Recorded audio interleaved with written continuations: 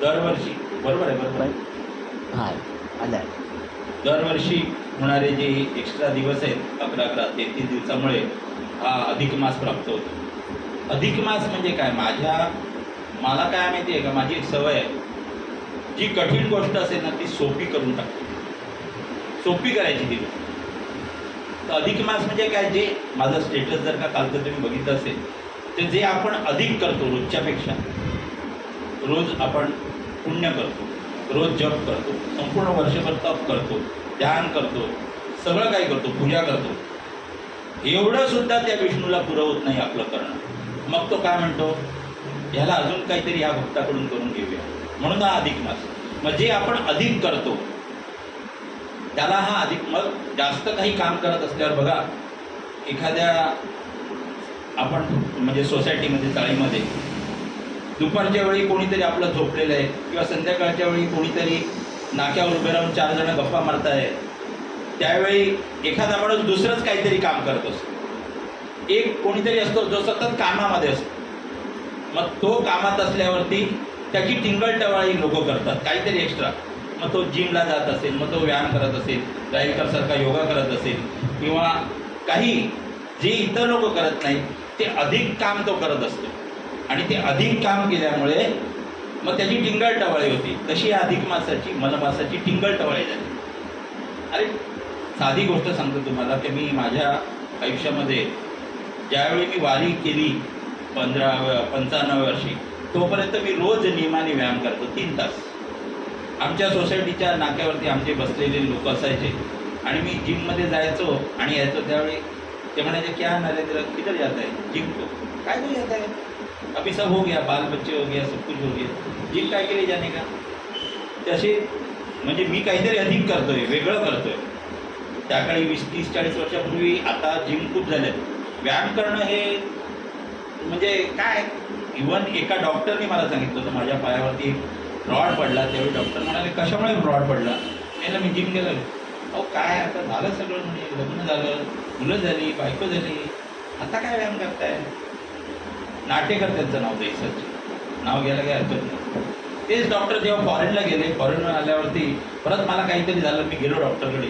Doctor काय व्यायाम करता का नाही मला विचारलं. मी हो करतो. रोज व्यायाम करायला पाहिजे. डॉक्टर मला सांगतो आहे ते, आता आहेत का नाही माहीत नाही. तर थोडक्यात काय, तर अधिक मास म्हणजे जे आपण पुण्य संपूर्ण वर्षभर करतो त्यापेक्षा वेगळं व्रत, तप, ध्यान, स्नान रोज आपण करतो. पण दिवाळीमध्ये आपण एक्स्ट्रा स्नान करतो, उठणं लावून, सुगंधी लावून, पहाटे उठून, बरोबर की नाही. जेवण आपण रोज करतो, पण दिवाळीमध्ये एक्स्ट्रा फराळाचं आता तर वर्षभर मिळतं. त्याचं अप्रूप जे आहे ते नष्ट झालेलं आहे त्या फराळाचं. पूर्वी ते व्हायचं, कारण का मिळायचं नाही बाजारामध्ये, तर खायला चांगलं चांगलं पोटात जावं, हिवाळ्याचा दिवस आहे म्हणून ते वेगवेगळे पदार्थ केले जायचे. किंवा संक्रांतीमध्ये तीळ वगैरे हे. तर हे अधिक आहे, एक्स्ट्रा आहे. तर हे अधिक पुण्य आपल्याला मिळावं म्हणून हा एवढा मोठा अधिक मासाचा ग्रंथ आणि अधिक मास या ठिकाणी निर्माण झालेला आहे असं मला वाटतं. मला वाटलेली किंवा मला सोपी वाटलेली व्याख्या तुमच्यासमोर सांगितली. आता आपण ग्रंथाकडे वळूया, नाहीतर खूप वेळ होईल बोलता बोलता आणि 6 वाजतील आणि रवी महाराज माझ्यावरती चिडतील नाही असं. तर आता रिकॅप थोडासा करून घेऊ का. रिकॅप म्हणजे असं काय, तुम्ही बघितलं 2 अध्यायामध्ये, मागच्या 2 अध्यायामध्ये असं चाललेलं आहे की जो ब्राह्मण होता कर्दय, अतिशय कंजूस, अतिशय लोभी आणि कोणावरही काहीही कधी उपकार न करणारा, अत्यंत स्वार्थी, मिळालेलं धन जमिनीत काढून ठेवणारा, कधीही त्यांनी स्वतःसाठी एक पैसाही खर्च केला नाही, ना स्वतःसाठी केला. चांगले वस्त्र घातले नाहीत, चांगले अलंकार घातले नाहीत, कुठे पार्टीला गेला नाही किंवा कुठे समुद्रावर फिरायला गेला नाही, कधी भेळ खाल्ली नाही. नाही का, कशाला खायची, पोट खराब होईल. अरे पण कधीतरी खाऊन बघ ना, असं आहे. तर हे केलंच नाही कधी.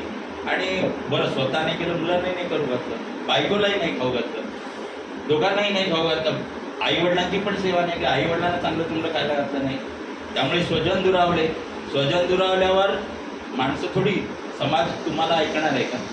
समाजाने हाकलून दिलं, वनात गेला. त्या ठिकाणी त्यांनी काय केलं, ज्यांनी आश्रय दिला त्याला विश्वासघात केला त्या माळ्याचा.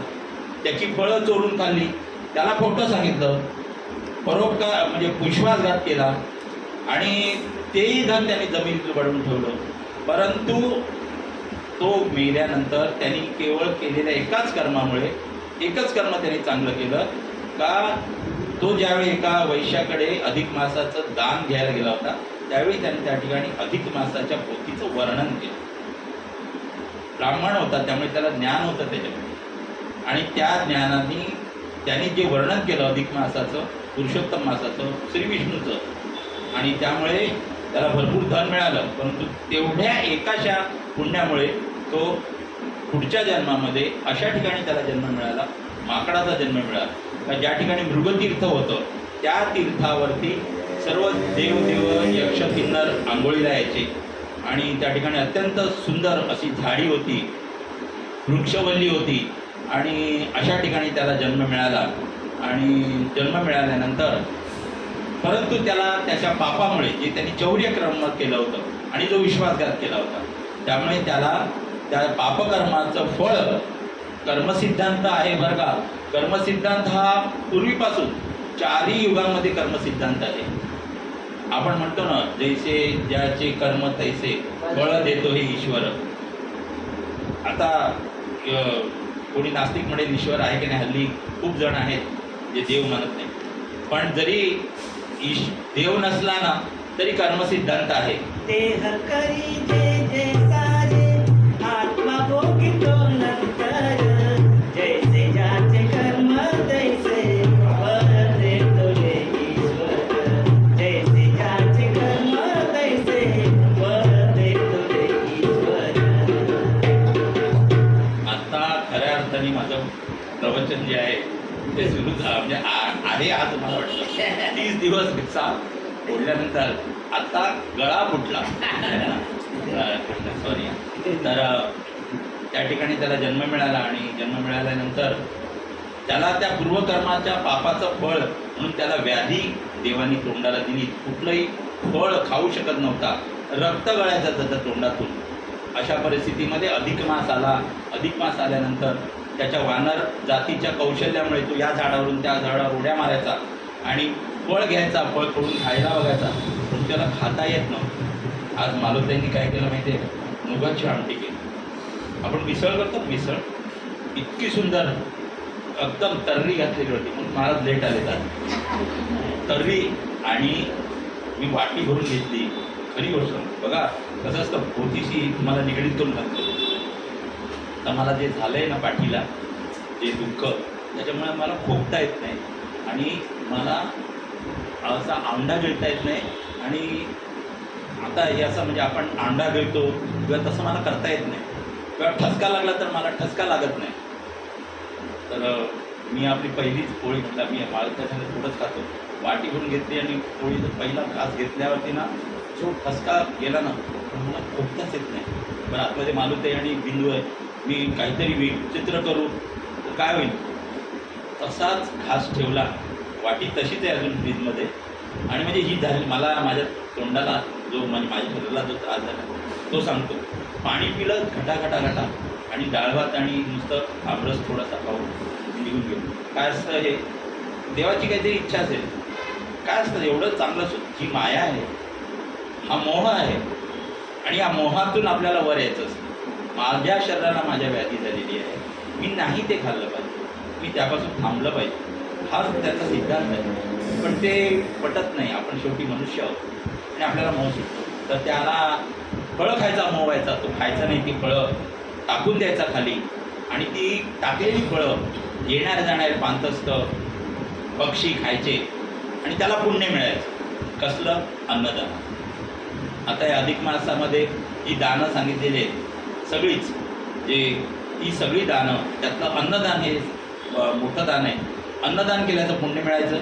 नंतर पुढे काय झालं का, उपाशी राहिल्यामुळे तो क्षीण झाला आणि या झाडावरून त्या झाड उडी मारताना तो त्या मृगतीर्थामध्ये धबाकन पडला. आणि पडल्यानंतर हलता चालता येत नाही. 5 दिवस तो त्या मृगतीर्थामध्ये पडून होता. दशमीपासून तो पौर्णिमेपर्यंत तो तिथपर्यंत पडून होता. आणि नंतर तो गतप्राण झाल्यानंतर त्याची 2 पुण्य झाली अधिक मासामध्ये. एक दुसऱ्याला अन्नदान देणं आणि एक निराहारी उपवास झाला, दुसरा उपवास घडला. जसं उपवास करावा असं सांगितलं, 1 दिवस तरी त्रिदिन उपवास आहे, 1 दिवस उपवास आहे, नंतर नक्त भोजन आहे, असे अनेक प्रकार सांगितले. त्यातला तो उपवास आहे अजाणतेपणी घडला. मी मागच्या वर्षी सांगितलं होतं, त्यांनी जे बळ टाकलं अजाणतेपणी. आपण जे पुण्य करतो आपल्याला माहीत नसतं, अजाणतेपणी आपण रस्त्यावरून चालत असतो, कोणीतरी पडलं, पटकन आपण त्याला उठवतो, हात देऊन, अजाणतेपणी घडलेले पुण्य. अशी अनेक आहेत आपण अजाणतेपणी करतो. कोणीतरी जिन्यावरून चढतं, एखादा वृद्ध बाबा चढतोय, आपण पटपट धावत जातो, चला आजी मी तुम्हाला सोडून देतो, चला आजोबा मी तुम्हाला. माहीत नसतं आपल्याला आपल्या आयुष्यात पटकन ती आली आहे घटना. आपल्याला माहिती आहे का ते चढतात, ते रस्ता क्रॉस करताना आपण कोणाला तरी मदत करतो, अजाणतेपणी घडलेलं पुण्य. तर त्या पुण्यामुळे त्याला भूलोकामध्ये गोलोकामध्ये विमानात घेऊन गेले. आणि पुढे काय झालं ते 31व्या अध्यायामध्ये नारदाला सांगतात आहे का गेल्यानंतर तो दिव्य देह झाल्यानंतर आकाशातून दिव्य विमान आलं, त्याच्यामध्ये सुंदर त्या विमानाचं वर्णन आहे. साहजिक आहे, स्वर्गातून गोलोकातून कृष्णाने पाठवलेलं विमान आहे ते दिव्य विमान आहे, त्याला दिव्य कांती प्राप्त झाली होती. त्या विमानात तो बसलेला आहे. परंतु बसल्यानंतर आता AC तिकीट काढलं आणि AC ट्रेनचं बसलात तर तुम्ही सगळे AC ट्रेनमध्ये लोकलच्या. आता तर मेट्रो पण आहे, मेट्रोच्या पुढे जाऊन आता बुलेट येणार आहे. अशा वेळी जर का एखादा माणूस बघा सेकंड क्लासचं तिकीट असेल आणि अरे वा वा, सेकंड क्लासचं तिकीट असेल आणि चुकून आपण AC मध्ये किंवा बसलं, आपण कावरे बावरे, जे बाकी रिलॅक्समध्ये बसले असतात आपल्याला थोडंसं असं कावरे बावर व्हायला होतं आणि ते TCला बरोबर समजतं आणि मग आपल्याला तिकीट वगैरे जातं. तसा हा कावरा बावरा झाला का, अरे माझी तर योग्यता नाही आहे आणि मला एवढं सुंदर विमान बसायला मिळालं. 2 अप्सरा आहेत त्याच्यावरती, छत्रचामरं झाडतात आहे, नंतर सुंदर गायन होत आहे आणि काय काय आहे त्या ठिकाणी. 2घी जणी त्याच्यावर चामरं उडवतात, ते अप्सरा आहेत, छत्रचामरं ढाळतात आहे, गंगाजळ घेऊन एक जण उभी आहे आणि हे दिव्य विमान त्या ठिकाणी आलेलं आहे. मी पण एक महापापी आहे, दृष्ट असून सुद्धा माझ्या जन्मात मी कुठलंच पुण्य केलं नाही. कारण अजाणतेपणी घडलेलं पुण्य त्याला आठवेल कसं. जर का आपण कोणाला काही मुद्दामून म्हणजे एखाद्या आता समुद्रात गेलो, आपण समुद्रावर गेलो आणि स्नान केलं, आठवणार आहे कारण ठरवून केलेलं आहे पुण्य म्हणून ते आठवते. पण अजाणतेपणी केलेलं पुण्य आठवत नाही. केलं असेल कधीतरी पण त्याला आठवत नाही आहे. म्हणे मी नीच माणूस आहे, मला एवढं विमान कसं काय प्राप्त झालं असा तर्क करत तो त्या ठिकाणी बसलेला आहे. आणि गोलोकामध्ये म्हणजे श्रीकृष्णाच्या लोकामध्ये त्याची तो गेलेला आहे का. तो म्हणतो का मला अजून पापकर्म जी काही असंख्य केली आहेत ती भोगायची आहेत, मग इथे कसा काय मिळालो, कोणतं पुण्य असेल बरं, कोणतं पुण्य असेल बरं, असा विचार करत करत त्या विप्राची स्वारी, कर्दयाची स्वारी त्या विमानातून आलेली आहे. जेव्हा गोलोकामध्ये ते विमान पोचलंय त्यावेळी पर्जन्यधारा, अजून पाऊस आला नाही आपल्याकडे पण त्याच्यावरती पर्जन्यधारा वर्षण झालेली आहे. नंतर सुंदर असं त्याच्यावरती कारंज वगैरे म्हणजे आपल्या अत्तराचा वगैरे त्या पवार असतो का नाही, आपल्या लग्नात आपण जातो त्यावेळी ते पंखे लावलेले असतात, अत्तर लावलं असतं, आपण उगाचच ते दबकून जातो. फक्त ते तुमच्यासाठीच लावलेलं असतं. त्याच्यात हवाच एवढी येते का भीती वाटते, आतमध्ये अत्तर असतं पण आपण सहज जायला पाहिजे त्याच्यात. पण आपण लगेच घाबरतो की आपलं अंग असं शहारतं. तर तसं त्याचं शरीर शहारलेलं एवढं सगळं बघून आणि तो हरिदूत त्याला म्हणाले का, त्या शेवटी त्याने विचारलं, आम्ही दोघं होतो ना नरेंद्र जोशी आणि रवी जोशी, तसे हरिदूत होते दोघं जण, जय विजय. त्यांनी विचारलं हरिदूतांनी का, विचारलं त्यांनी शेवटी बाबा मी असा कसा काय. मग त्यांनी त्याला सांगितलं का तुम्ही जे अधिक मासामध्ये पुण्य केलं त्या पुण्य पवित्र मासामध्ये देवांनाही शक्य नाही असं तुम्ही पुण्य केलं. त्यांनी काय सांगितलं का, तुझा वानरदेह असून तू अरण्यात भ्रमण करत असताना तुझ्या मुखाला रोग झालेला असताना सुद्धा तुला वस्तू किंवा फळं भक्षण करता येत नव्हती. जेणेकरून तू काय केलं, निराहारी व्रत झालं तुझं अधिक मासाचं आणि ते सहज झालं तुझ्यातून. आणि नंतर काय झालं तर तुझ्या वानर जातीतील चापल्यामुळे वृक्षावरची फळं तोडून तुझ्या दुःखामुळे खाऊ शकत नव्हता आणि ती पाणीसुद्धा पिऊ शकत नव्हतास. यावरून तुला अधिक मासाच्या जे परोपकार तुझ्या हातून झाला आहे, ती फळं खाली पडायची आणि दुसरे जे पशुपक्षी किंवा पांतस्थ खायचे, त्यामुळे तुझ्यातून परोपकार झाला आहे. आणि एवढं थंडी, ते साहजिक आहे, ते मृगतीर्थ आहे, कदाचित तो अधिक मास त्यावेळी थंडीत आला असावा, जे ज्यावेळी ही घडलं असेल. थंडीमध्ये पाणी अतिशय थंड असतं, तर त्या थंड पाण्यामध्ये तू निरंतर 5 दिवस पडून राहिलास आणि त्या 5 स्नानं तुझी झाली आणि सर्वांची झाली ना समुद्र स्नानं. दरिया का वाह, वाह. पानी दरिया से मिलके सागर की ओर चले, अधिक मासात तुम्ही समुद्र स्नान करा, एक दिवस शेवटचा आज साधून तुम्ही घ्या. वा, सगळ्यात स्वस्त आहे आपल्याकडे समुद्र स्नान. कारण खूप या पृथ्वीवर आता जे कलियुगामध्ये एक हवा स्वस्त राहिलेली आहे आणि एक समुद्र स्नान स्वस्त राहिलेलं आहे. बाकी सगळ्यावरती GST आलेला आहे, पाण्यावरती GST आहे, सगळ्यावरती GST आहे. फक्त ज्या दिवशी हवेवरती लागेल टॅक्स, तोही दिवस दूर नाही आहे. कारण जर का अशीच झाडं कापत राहिली तर ऑक्सिजनची सिलेंडर गळ्यात घालून लोक फिरतील आणि तो दिवस न येवो अशी महाराजांकडे प्रार्थना करूया. आपल्या शासनाला आणि आपल्या आपल्यातील जे काही असतील त्यांना सद्बुद्धी मिळव आणि ही जंगलं तशीच राहावं, जेणेकरून आपल्याला ही फुकट हवा मिळत राहील. तर त्यांनी असं सांगितलं की तुला त्यांनी सांगितलं की या सगळ्या पुण्यामुळे तू अधिक मासात जे पुण्य केलंस त्यामुळे तुला हे प्राप्त झालेलं आहे. आणि काय फळ नाही मिळत अधिक मासामध्ये, त्यांनी सांगितलं आहे का किंचित जरी तुम्ही अधिक मासात पुण्य केलं तरी फळ मिळतं. अरे एकच उपोषण केलं तरी अनंत जन्माची पापं निरसतात. समज त्यांनी सांगितलं त्यानंतर का भरतखंडामध्ये मानव जन्म दुर्लभ असून या परम दैवी लाभता ते उत्तम पुरुषोत्तमा सेविजे.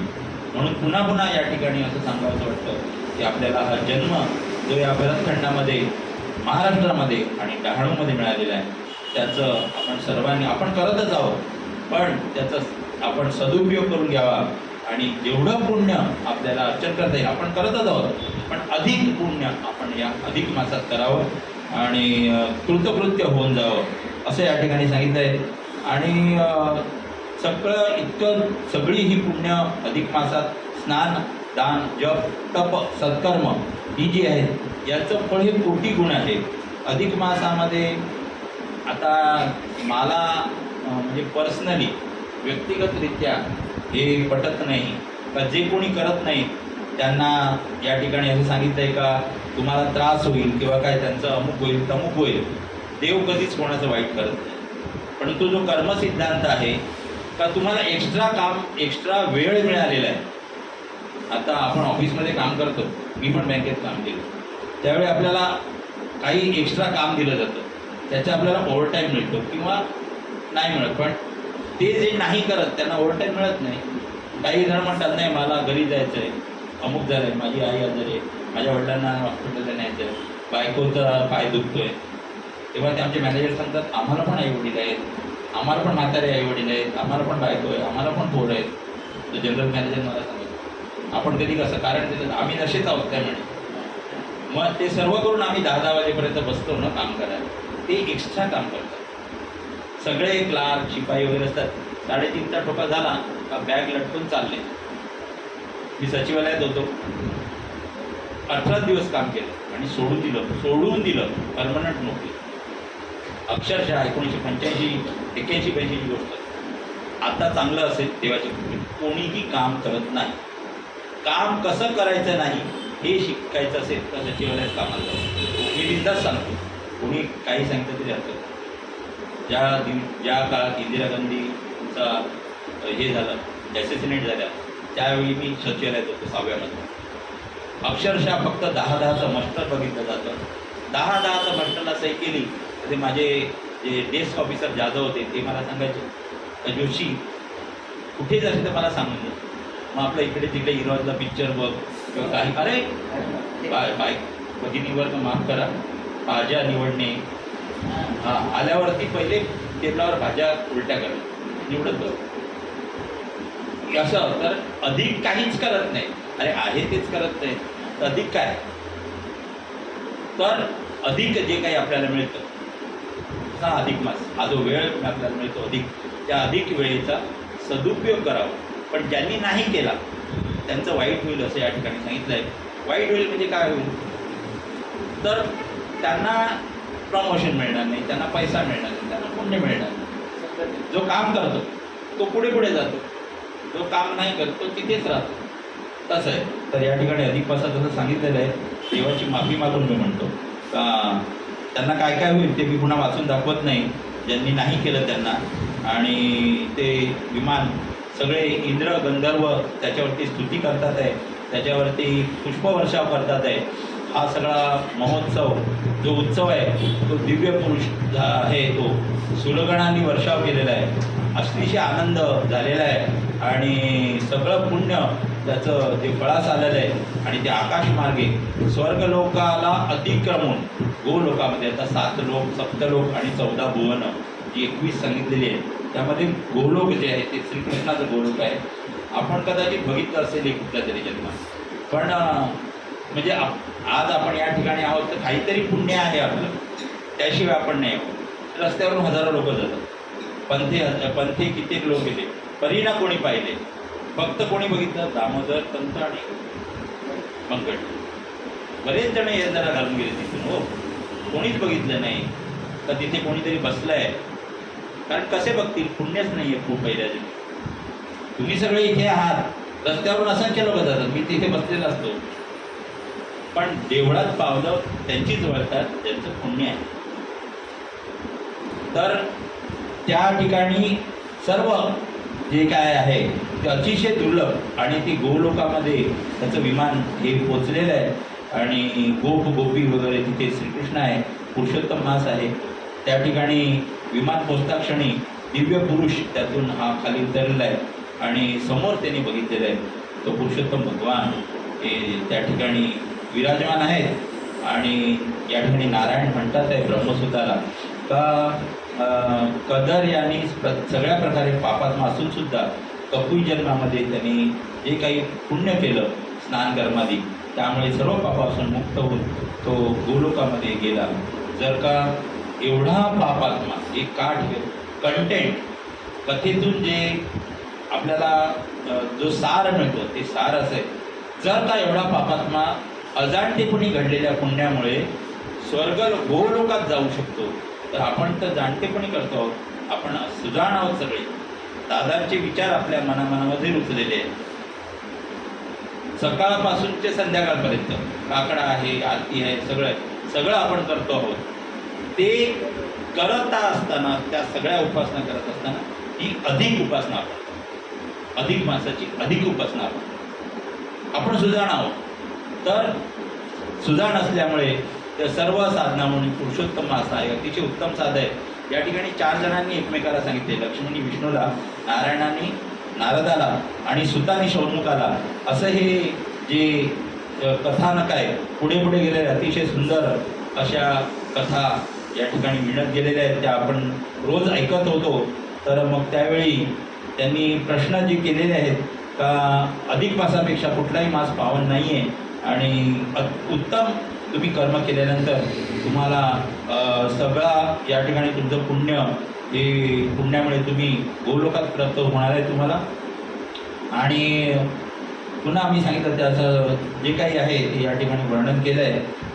नंतर हा अतिशय अधिक मास पावन आहे.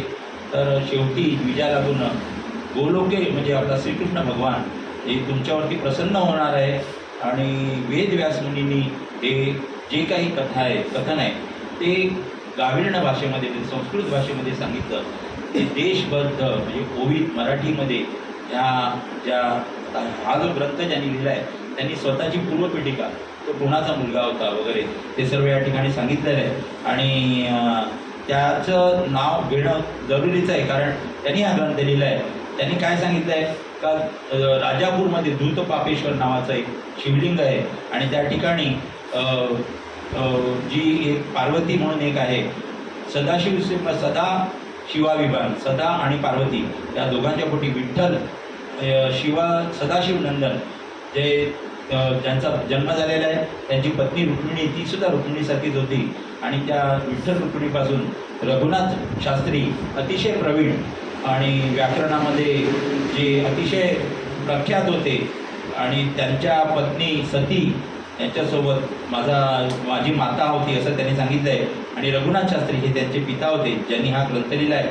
तर परशुराम नाम म्हणजे मी उत्पन्न म्हणजे यांचं नाव परशुराम आहे आणि माता पितांना त्यांनी वंदन केलेलं आहे आणि त्यांनी सांगितलं आहे सदा माझ्या अंतरामध्ये माता पिता आहेत आणि त्या माता पितांच्या प्रेरणेने आणि 7 जन्मांच्या पुण्याने तुकाराम महाराजांना सुद्धा 7व्या पिढीमध्ये तुकाराम महाराजांचा जन्म झाला आहे. 7 पिढ्या वारकरी त्यांच्या कुटुंबामध्ये, 7 पिढ्या म्हणजे काय झालं, एक माणूस सर्वसाधारण बघूया आपण 50 वर्ष जगतो आपण बघू मिनिमम, 350 वर्ष झाली ना, 3.5 वर्ष सतत पंढरपूरच्या त्यांच्या पिढ्यांमध्ये वारी घडल्यानंतर तुकाराम महाराजांचा त्यांच्या पिढ्यात जन्म झाला.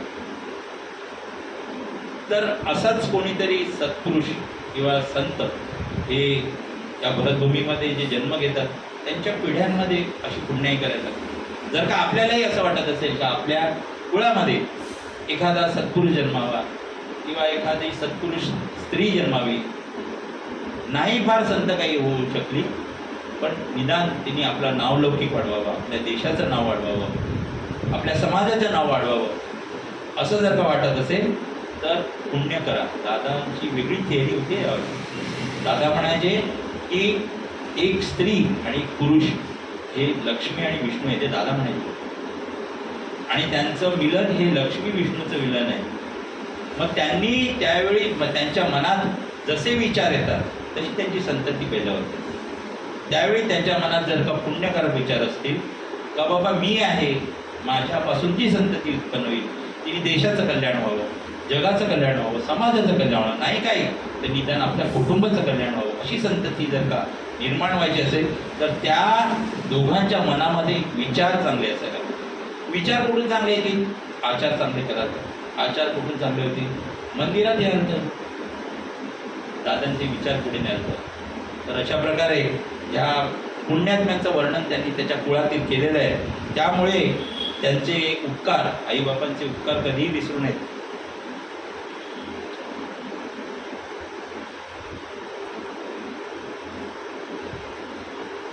त्यांनी या ठिकाणी आईबाबांच्या चरणी विनम्र झालेला आहे तो, तर त्यांच्या पुण्यामुळे मी हे सगळं करू शकलो असं त्यांनी त्याचं वर्णन केलेलं आहे. आणि अधिक मास हा त्यांनी मुंबईमध्ये त्यांनी हा ग्रंथ लिहिला, म्हणजे ट्रान्सलेट केला सुंदर भाषेमध्ये. आणि याच्यात अधिक काही न्यून्य झाला असेल तर क्षमा कर असं म्हणतोय तो. अधिक मास महात्म्य संस्कृत आहे, ते प्राकृत तुमच्यासाठी जे जे काही ग्रंथ आहेत. अहो ज्ञानेश्वरांनी एवढी मोठी गीता संस्कृत प्राकृत का केली? एक काल मी एपिसोड बघितला, त्या ज्ञानेश्वर महाराज एकाशी कॉम्पिटिशन करत होते. त्याला सांगितलं गीतेतल्या 17व्या अध्यायाचा अमुक एक श्लोक तू म्हणून दाखव. तर त्याला म्हणता नाही आला त्या ब्राह्मणाला. तो म्हणाला तू माझी कोण? तर मग ज्ञानेश्वरांनी म्हटल्यानंतर काय झालं, आता बघा योगायोग आहे, काल एपिसोड बघितलं, तिथे जमलेल्या सगळ्यांनी ज्ञानेश्वरांनी संस्कृतमध्ये म्हणून दाखवला, त्याला नाही आला. तिथे मुंडासं बांधलेले शेतकरी, गावकरी, कुंभार, सुतार सगळे होते. ते ज्ञानेश्वरांना म्हणाले हो याचा अर्थ काय? इथे ज्ञानेश्वरांना जाणवलं अरे हे संस्कृत आहे, गावी नाही. याचा अर्थ सर्वसामान्य लोकांपर्यंत ही गीता पोचली पाहिजे. आणि तिथून मग सोपानदेव म्हणाले का उद्यापासून ज्ञानेश्वर सिद्धेश्वरामध्ये गीतेचं निरूपण करणार आहे प्राकृत भाषेमध्ये, मराठी. आणि मग त्या दुसऱ्या दिवसापासून ज्ञानेश्वरांनी गीतेचं जे आहे प्राकृत भाषेमध्ये सांगायला सुरुवात केली आणि ज्ञानेश्वरीचा जन्म झाला. तर हे संस्कृत सर्वांना, आता आपण विष्णू सहस्रनाम बघितलं संस्कृत आहे, मला सुद्धा कळलेले नाहीत काय काय कृतीचे अर्थ, काही आपल्याला समजत नाही.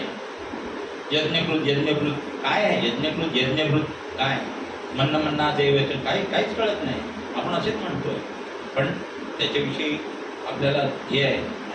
परंतु ह्या संत महात्म्यांनी हे जे गाभिर्ण भाषा संस्कृत आपल्यासाठी हा मराठी ग्रंथ यांनी केलेला आहे. म्हणून त्यानंतर त्यांनी प्रत्येक अध्याय जो आहे तो काही आता मी प्रत्येक अध्याय सांगू एक एक अध्यायाचं नको ना, 5.25 झाले.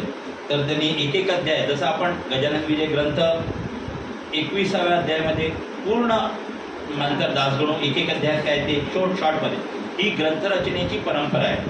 कुठलेही ग्रंथ घ्या तुम्ही, शेवटच्या अध्यायामध्ये पहिल्या अध्यायापासून 31व्या अध्यायापर्यंत जे काय झालं ते जो ग्रंथकार असतात ते एक एक वाक्यामध्ये ते सांगतात. आणि तसं त्यांनी सांगितलेलं आहे शेवटपर्यंत. आणि सांगितल्यानंतर 31व्या अध्यायामध्ये 29, 30 आणि 31 या 3 अध्यायामध्ये या कर्दय ब्राह्मणाची कथा त्यांनी सांगितलेली आहे. आणि असा हा ग्रंथ श्रवण पठण सगळ्या भक्तांनी करावा अशी हात जोडून त्यांनी दोन्ही हात जोडून तुम्हाला सर्वांना विनंती केलेली आहे. गेली किती वर्ष आपल्याकडे हा ग्रंथ वाचतो? 20-30-40 वर्ष तरी दादा असल्यापासून अधिक मास चालू. तर अधिक मासाचा हा पुण्य पावन पर्व जेव्हा जेव्हा येतं 3 वर्षांनी तेव्हा तेव्हा, आता माझं हे दुसरंच वर्ष आहे, म्हणजे दुसरा टर्म आहे. आणि तेव्हा तेव्हा या ठिकाणी सुद्धा या ग्रंथाचं वाचन पूजन होतं. आणि जे जे कोणी या ठिकाणी हा ग्रंथ 17 मेपासून सुरू झालं आहे ग्रंथाचं वाचन आणि निरूपण. आणि हरिभक्त पारायण ज्योत्स्नाताई यांनी 2-3 दिवस केलं. त्या अतिशय बिझी असल्यामुळे मला हे सौभाग्य प्राप्त झालं. मी माझं स्वतःचं म्हणजे असं हे म्हणत नाही काय, मला ह्या ग्रंथाचं निरूपण करावं अशी अजाणतेपणी घडलेलं माझं एक पुण्य. मला माहितीसुद्धा नव्हतं आणि मी कुठलीच तयारी देखील करत नाही कधीच. तर तिने सांगितलं तू महिनाभर दादा तू कर. मी म्हटलं ठीक आहे. आणि हे सगळं दादांच्या आणि महाराजांच्या कृपेमुळे आपण हा ग्रंथ 31व्या अध्यायापर्यंत यशस्वीपणे केला. यशस्वीपणे एवढ्यासाठी म्हणतो, यात जेव्हा आपण पुण्यकर्म करतो त्यावेळी जे आहेत ना आजूबाजूच्या शक्ती असतात त्या वाईट असतात. आपल्या आजूबाजूला जेव्हा आपण पूजेला बसतो त्यावेळी जेव्हा सर्व भूमी, आता ही पवित्र आहे जागा म्हणून नितीन महाराजांनी सांगितलं का ते भूमी पवित्र करा किंवा आकाशामध्ये जल सगळ्या दिशा पवित्र करा, दिग्बंध वगैरे ते करू नका कारण हे पवित्र आहे. पण याच्या बाहेर नाही ना. मग 2 दिवस 3-4 दिवसापूर्वी मी तुम्हाला माहिती आहे काय झालं ते, आणि त्यामुळे मला थोडासा त्रास झाला. आणि मी ज्या परिस्थितीत माझं लोटांगण घातलं उलट्या दिशेने समुद्राच्या दिशेने, महाराजांना घालायला पाहिजे ते बाहेर लोटांगण घातलं.